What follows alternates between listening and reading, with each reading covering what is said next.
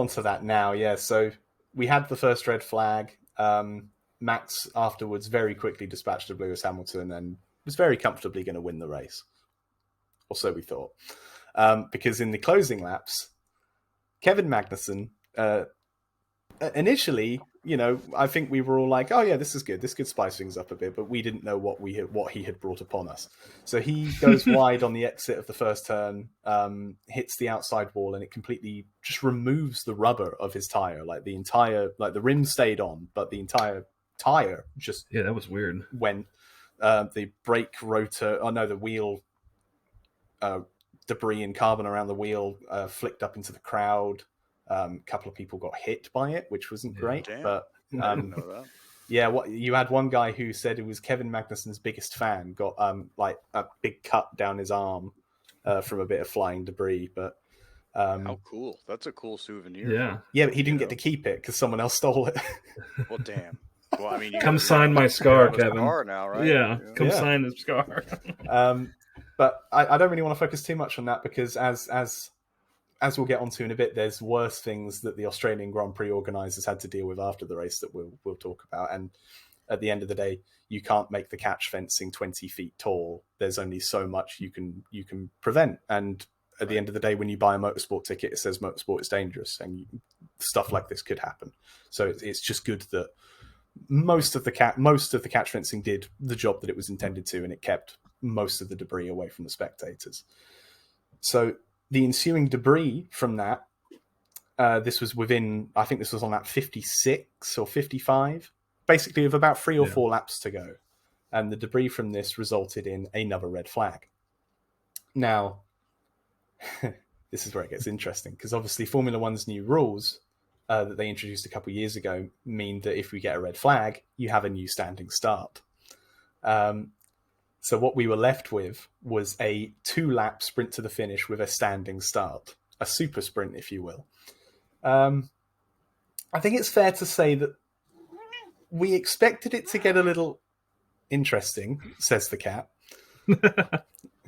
He just really wants to get his opinion known. He does.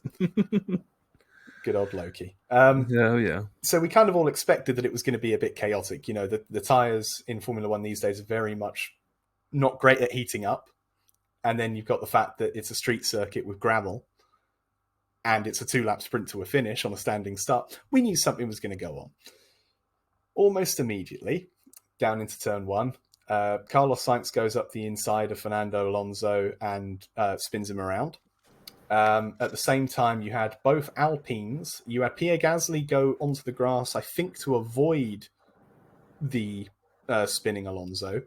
And then he rejoined the track and then decided to just keep coming all the way across the track and put Ocon in the wall quite heavily, which was, pink car on pink car violence seems to be a trend of the last few years. Yeah, it definitely reminded me of Spa. What was it, 2016 or so? It was almost identical. Yeah. Sergio Perez. So bad that the team had to give them orders that they couldn't fight each other for the rest of the year. Yeah.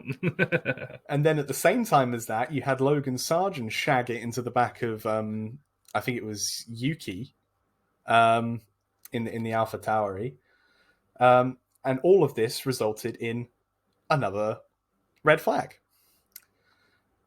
And then began the wait.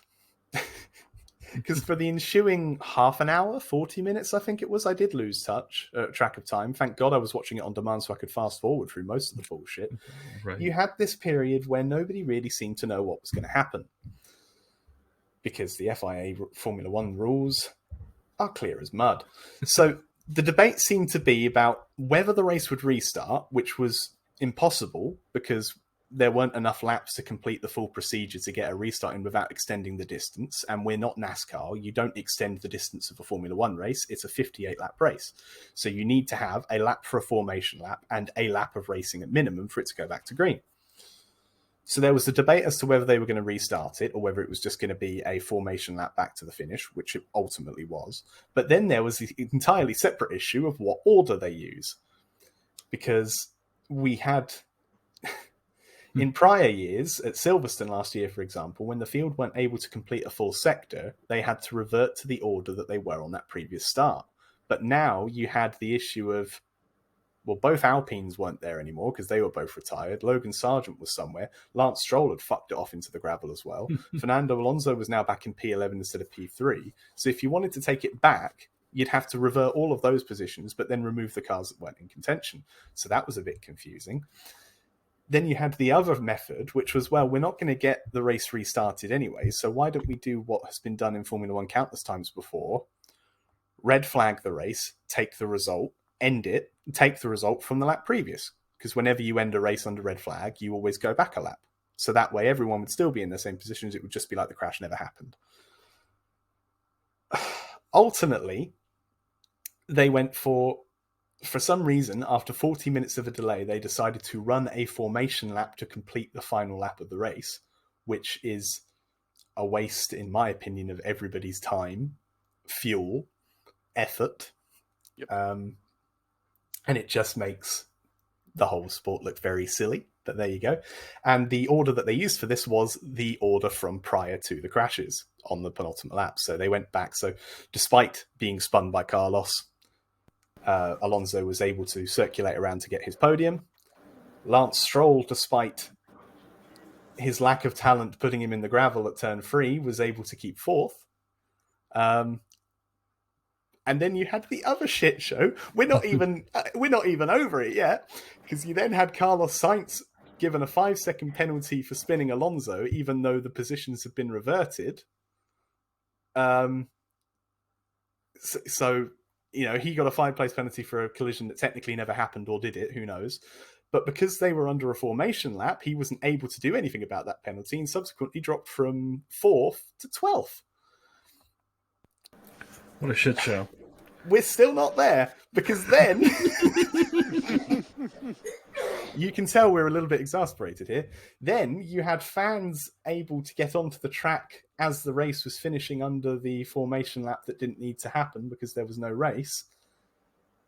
And that meant that fans were in danger of being able to be run over, or in the case of Nico Hulkenberg's car, which broke down after the finish, fans were able to go up to it when it was still live with a red hybrid warning light, which, I don't want to be too dramatic, could have bloody killed someone.